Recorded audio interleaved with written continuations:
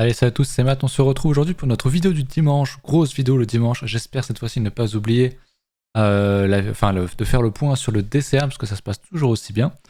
Donc on va faire un rapide point sur Twitter, mais en vrai il n'y a pas grand chose à dire. On va vite voir Bitcoin et les alts parce qu'en vrai c'est ce qui est de plus intéressant en ce moment, vu que c'est ce qui bouge aujourd'hui. Niveau Twitter, pour vous rappeler que ce soir je suis en stream, la dernière fois on était à 127 max, on s'était fait host par Capet, donc c'était quand même bien cool. J'ai fait ce tweet qui a quand même plutôt bien marché. Je vous laisse lire, mais tout ça pour dire qu'il y a quand même pas mal de structures en ce moment sur les alts. On va évidemment y revenir juste après. Mais c'est franchement très très bon. On fait, comme j'ai dit en live, expliqué 100 fois et tout, et même ici en vidéo, on fait vraiment des structures qu'on n'a jamais fait sur des shitcoins en hebdomadaire. Voilà, c'est juste incroyable. J'ai jamais vu ça honnêtement. Donc c'est forcément très très bon signe. Le DFYN qu'on avait évoqué, enfin que j'avais évoqué en stream, qui commence à bien péter. On a fait, vous voyez, on a un potentiel de gros double bottom qui n'a pas encore cassé. Et on en avait un plus petit ici. Donc on a un peu ce sain setup, j'ai envie de dire, qui est quand même très très beau. Donc j'aime beaucoup ça. Voilà, on y reviendra sans doute, si je n'oublie pas. Et puis sinon, news, il n'y a pas grand chose depuis 2-3 jours, honnêtement. Pour moi, la plus grosse news, c'est ça, quoi. C'est le tweet que j'ai fait ce matin en mode, bon bah, voilà, aujourd'hui c'est la journée internationale de la baleine. Et voilà, c'est à peu près tout. Sinon aussi, ça c'était quand même intéressant, c'était hier, je crois. On a 1700 cryptos qui sont mortes dans le bear market. En vrai, il y en a sans doute beaucoup plus. Mais selon leurs paramètres, voilà, c'est la première fois dans l'histoire où on a un énorme dump comme ça, aussi long. Des projets, c'est normal. Les cycles s'agrandissent, etc. Mais c'est pas encore une mauvaise chose, comme je l'ai dit, je crois, ici. Le bear market est un mal nécessaire pour faire le tri et pour repartir sur de bonnes bases. Les projets de merde disparaissent et seront remplacés par de meilleurs projets. Tout simplement. Sinon, le reste, c'est des news assez, entre guillemets, classiques. On va donc passer sur les charts, si vous le voulez bien. On va pas commencer par les alts, du coup, mais par Bitcoin, évidemment.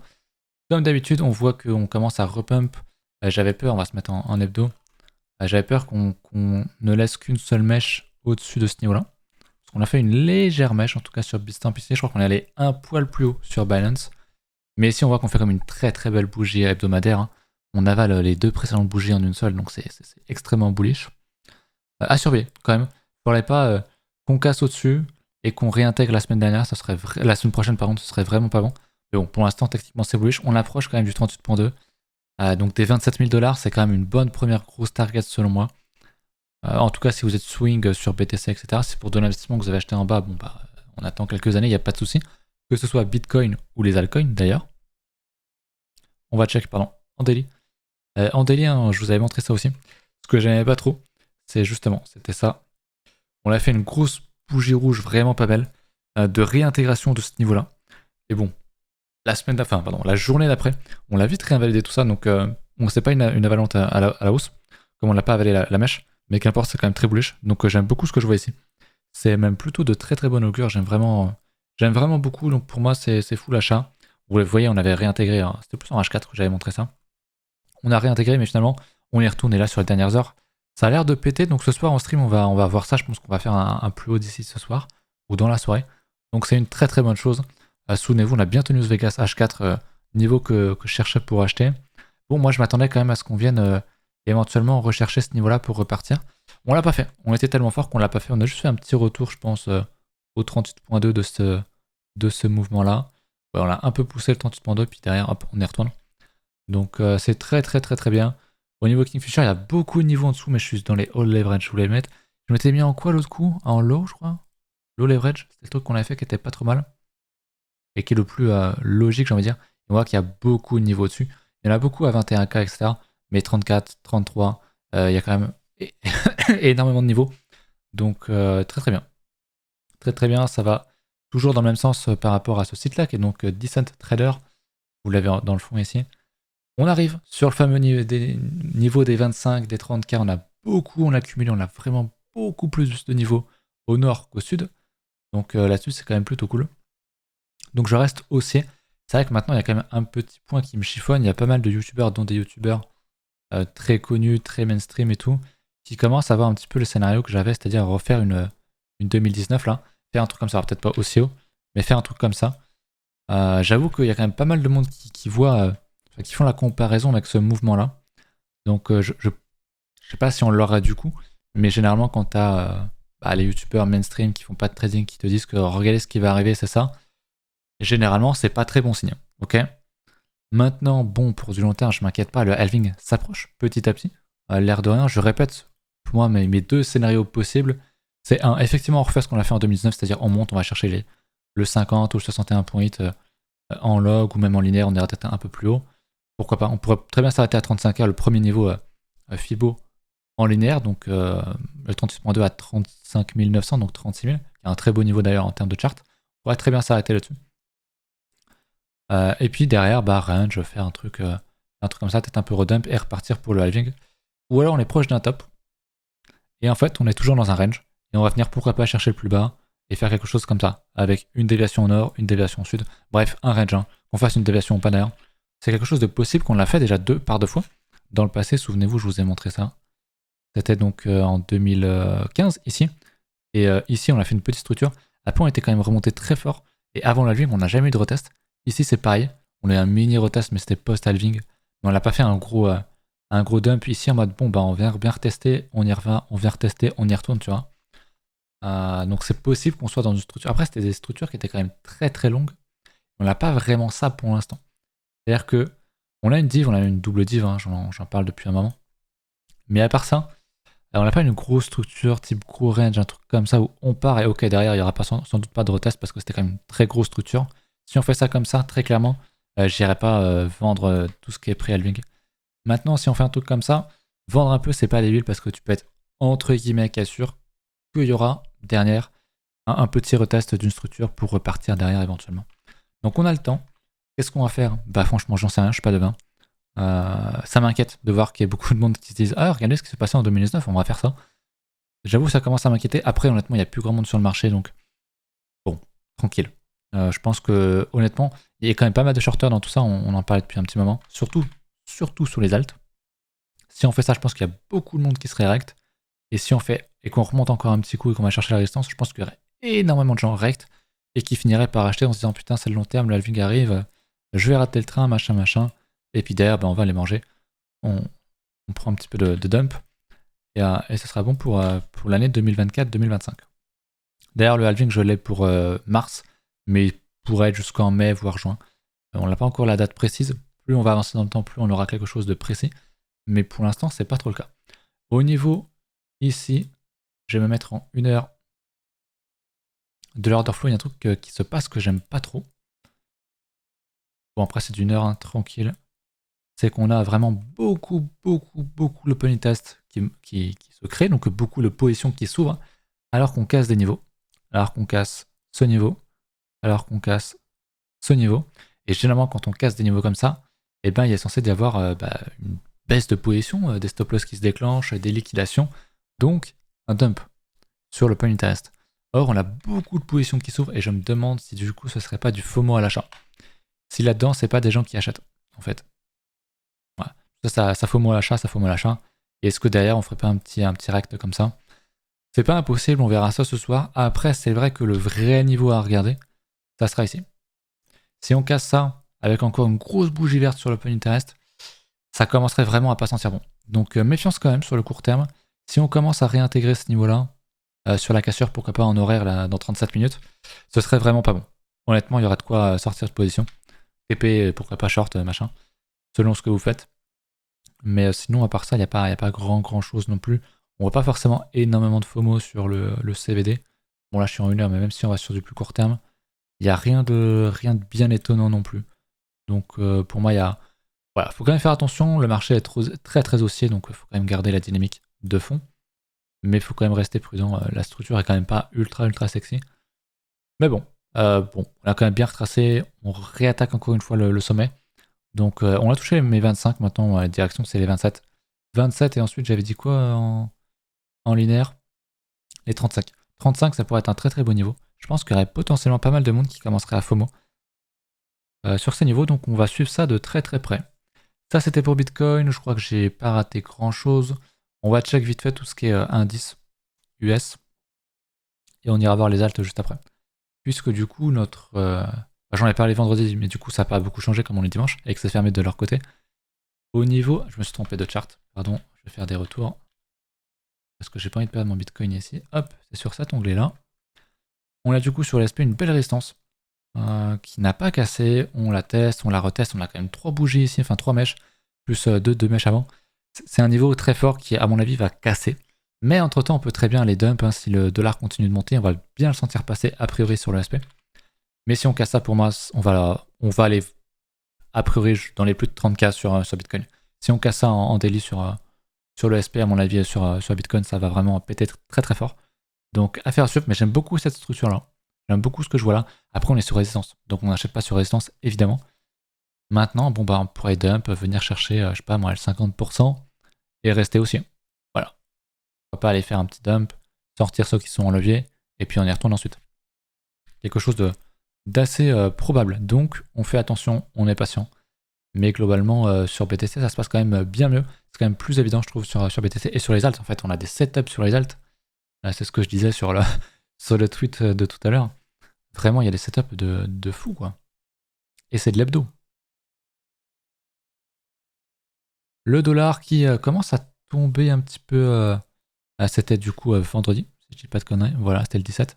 Donc, bon, bah, pas grand chose à dire de plus que la dernière fois. On est sur résistance. On est dans le Vegas Daily. Très bien. On demande qu'à une chose, c'est qu'on vienne dump. Pour l'instant, rien ne l'indique. On n'a qu'une bougie qui est pas très très belle. Mais ce qu'on va voir, c'est la clôture hebdo qui est dans 9 jours. Le meilleur truc qui puisse nous arriver, c'est qu'on close vraiment, qu'on fasse un gros dump et qu'on vienne close là. Si on fait un close plus bas que le précédent, en dehors du support, franchement, ce serait ultra bien. Je pense pas qu'on le fasse, mais en fait, les alts sont quand même très sexy. Bitcoin est quand même très bullish. Le SP est très bullish. S'il peut être dans les 9 prochains jours, le SP, bah, théoriquement, comme tout est corrélé, ça voudrait dire que l'argent sort du dollar pour aller dans les actions et dans les cryptos. Donc, ce move n'est pas impossible. Maintenant, il reste que 9 jours.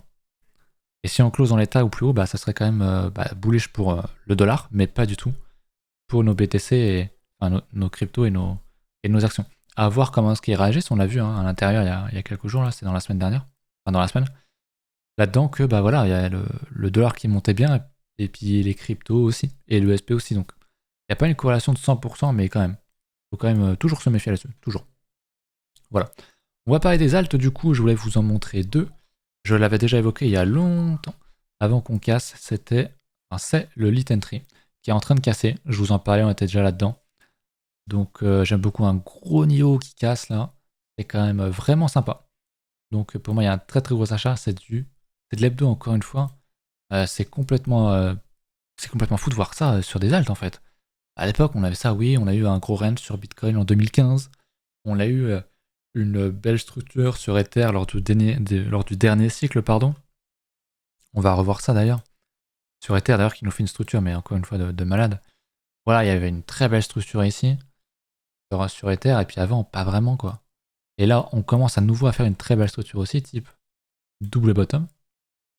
On l'a pas cassé encore, mais on serait en train de casser une belle résistance. Franchement, c'est dur de pas être acheteur quand tu vois ça. Maintenant, j'allais dire le merde. Le halving sur BTC est plus loin, on pourrait faire ça. Range, pourquoi pas retester et repartir qu'en 2024 ou fin d'année ou je sais pas quand. On pourrait faire une encore plus grosse structure, faire un truc comme ça, et au final faire ça et faire un double bottom mensuel. Mais ça reste quand même extrêmement beau ce qu'on voit ici en hebdo. Surtout sur les alts en fait. Bon, on a toujours la paire en BTC qui tombe. Ether Bitcoin parce que Bitcoin est plus fort malgré tout. Mais bon, on a une très grosse résistance. Ce truc-là va péter un jour. Je vous casse la tête avec ça à chaque vidéo, mais franchement, pour moi, ça c'est le truc à regarder. Et j'aurais aucun problème à être en levier si on casse ce niveau-là, quoi, sur les alts. Carrément pour vous dire. Donc voilà. La dernière fois, on avait parlé de Unique qui fait une belle structure. Vous voyez, ça ressemble un petit peu à Ether. Très belle structure. Que je vous disais aussi sur DYFN, si je me trompe pas. On est en train de préparer un gros double bottom type Adam et Ève. Et à l'intérieur de ça, hop, on en fait un autre qui est très propre. Donc ça, c'est un bon shitcoin que je vais garder. Un bon petit moment, je pense. Le RLC qui commence à casser, qui a fait son retest, qui part, donc c'est super. Le Chi, c'est pareil, il commence à partir, donc c'est super. Le Ensure, qui est un très très vieux shitcoin qu'on avait parlé, on était là-dedans, je crois, ou là-dedans, qui commence à restructurer des choses aussi. J'ai vu que le projet n'était pas abandonné. mais pas loin. Donc faut quand même se méfier. On pourrait faire un mini double bottom dans un plus grand, donc ça c'est super. Si ça casse, je renforcerai peut-être, histoire de remettre quelques centaines, histoire de au cas où.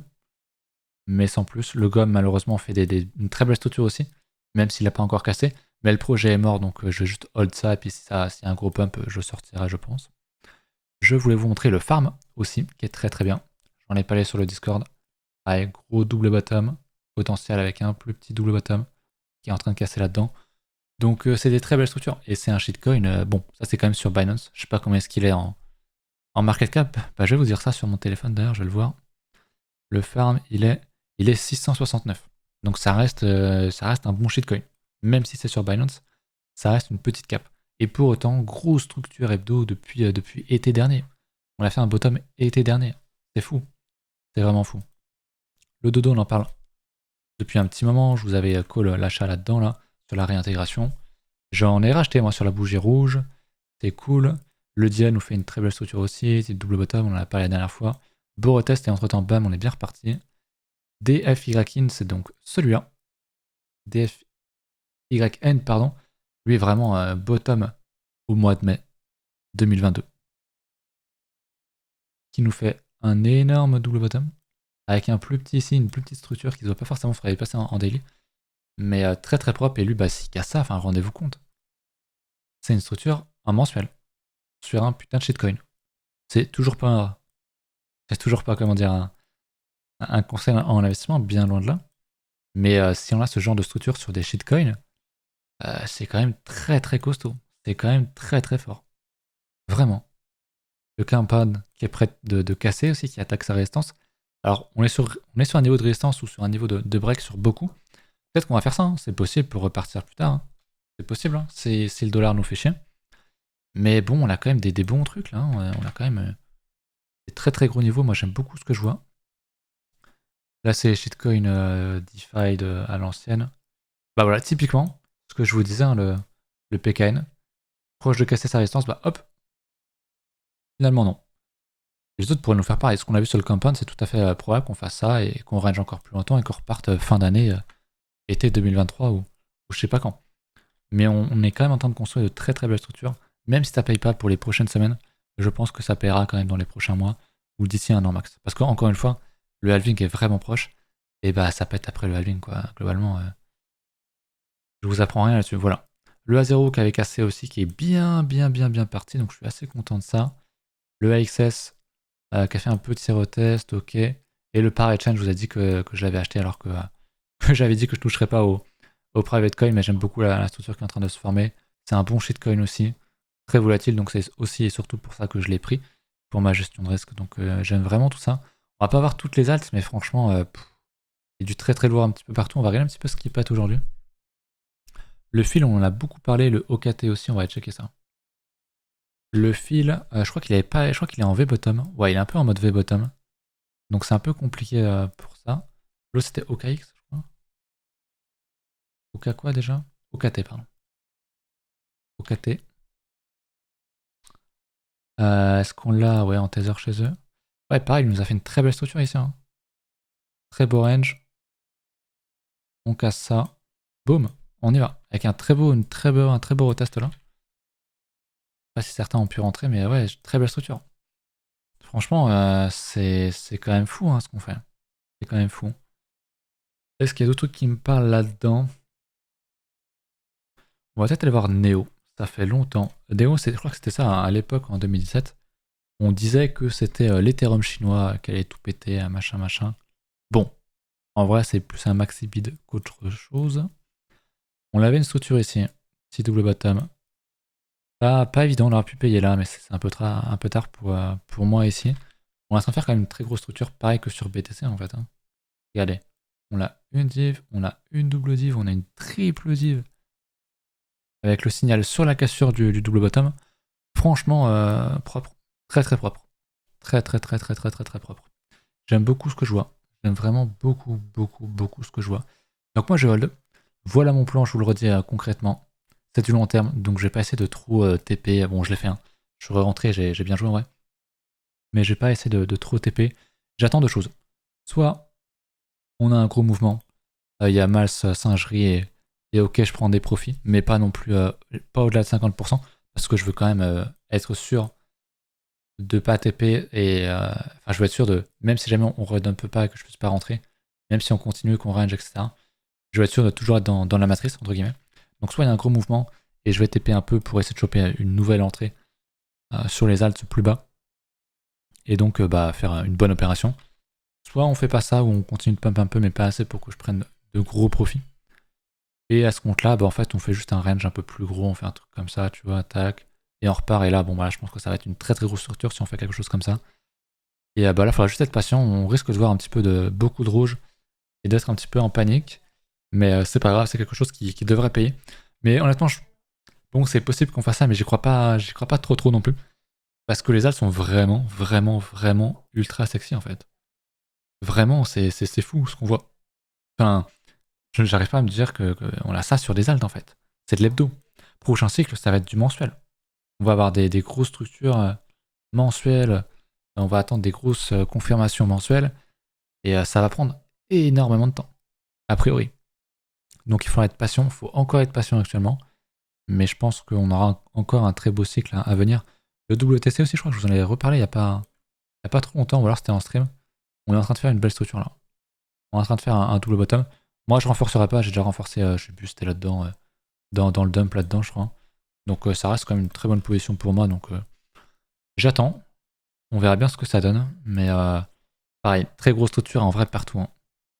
Voilà, franchement, bon, les trucs qui sont partis comme ça, il y en a plein, honnêtement. Ça sert à rien de chasser ça, c'est trop tard, c'est pour rentrer sur le GRT. Soit on dump un max, on revient plus bas, ok, je dis pourquoi pas rejouer là l'Eurotest ou prendre un bon niveau Fibo, etc. Mais allez pas chasser des trucs comme ça, franchement, c'est trop tard. L'IA a déjà bien pump. Il y a d'autres setups, comme on vient de le voir. Alors, j'ai montré mes alts, mais franchement, il y en a partout des setups. Donc, franchement, c'est pas trop compliqué de rentrer sur ce genre de choses. Si vous avez un doute sur une de vos alts, n'hésitez pas à me le demander en commentaire pour la prochaine vidéo ou à venir ce soir en stream. Et puis, on regardera ça avec grand plaisir. Donc, voilà pour moi. C'était tout pour aujourd'hui. La vidéo est pas très longue. Non, c'est pas tout pour aujourd'hui. J'ai failli oublier. J'ai failli oublier encore une fois. On a notre DCA bot sur Bybit. Hein, je vous rappelle, il y a un lien en description. N'hésitez pas à checker tout ça. Je ne suis plus partenaire avec eux, mais je m'en sers toujours pour mon DCA avec l'argent des abonnés, avec l'argent des référals, pour rappel, où j'offrirai 25% des gains dans le bull market. Donc bah, pour ça, il faut faire des transactions, acheter, revendre via mon lien, et comme ça la cagnotte monte. J'ai donc, je vous le redis, hein, j'ai ralenti l'achat. J'ai encore du stock un petit peu. Donc j'ai ralenti la fréquence d'achat, donc toutes les semaines, il y a 2 $ par token. Donc il y en a 10 hein, au total, parce que j'ai 2 bots. Avant j'étais à 1 par jour sur chaque token. Mais j'ai ralenti comme ça pump. Et je me dis, si jamais on fait le scénario où voilà, on redump pas mal sur BTC ou qu'on fait un range beaucoup plus gros, et ben je pourrais être encore plus agressif sur les alts, sur ce bot là, et vraiment y aller à fond, et ce sera super. Sinon, bah tant pis, je ralentis, et puis il y aura bien à un moment donné, on aura un gros dump sur plusieurs semaines, et je vais pouvoir à nouveau, j'aurai encore, justement ça qui est bien, c'est que j'aurai encore cette capacité, même si c'est beaucoup plus haut, à acheter tous les jours. Et ça, c'est super important. Donc voilà, pour ça, on est pas trop mal en gain, hein, plus de 100 balles, plus 100 balles. Donc même maintenant, ça nous fait 300 balles. Si j'offre 25%, en vrai, c'est déjà pas si mal.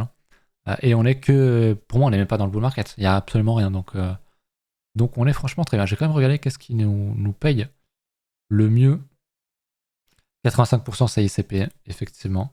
Doge le moins. Les autres sont dans les 48, 48, 40. Donc assez correct. Bon, je suis entré dans les sheets. Hein. Le Shiba, le Doge, c'est quand même pas mal. Et ici, il me semble qu'il y en a un qui surperf tout. Pareil. Le Mana et le BitDAO. Je suis en 80% sur les deux, sinon 40 comme les autres. Le Link un peu moins. 26% le Link hein, qui fait une très très très très bonne structure. Je vous remontre ça rapido. Mais le Link, c'est vraiment le GOAT des alts pour moi. C'est vraiment en termes de structure. Et le Fonda aussi est super intéressant. Mais en termes de structure, c'est vraiment... Alors, je voulais peut-être un petit peu plus d'historique, je sais jamais où est-ce que je vais la voir. C'est ici. On a un très beau range ici. Franchement, bah, c'est pareil, hein, mai 2022, le bottom. Et depuis, bah, on est sur les mêmes niveaux. On range, on range, on range, on range, on range. Regardez ça en mensuel, on n'a jamais fait ça. Quoi. Alors, sur le Link, pour le coup, si. Parce que, comme j'ai dit, lui, depuis le début de son histoire, bon, bah, il a des très beaux ranges, des très beaux double bottom. Ou on pourrait même voir ici, pourquoi pas, une tête-épaule inversée. Bref, on a un gros niveau, il casse, il monte.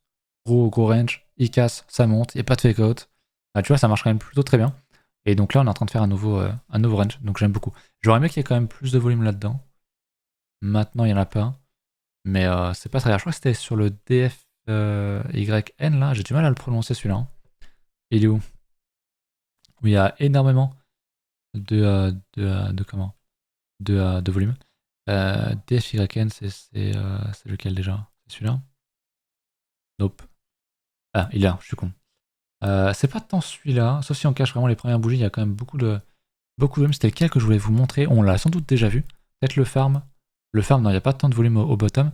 J'avais une de mes altes qui faisait une très belle structure. Peut-être le Ensure. Voilà, c'est le Ensure. Il y a beaucoup de volume là-dedans. Donc ça m'intéresse. Après, le projet est un peu mort. C'est un giga shitcoin. Je vais vous dire, je vais regarder sur mon téléphone. Sur CoinStat, Ensure, que je le retrouve. Attendez-moi ça. Lui, c'est vraiment le truc.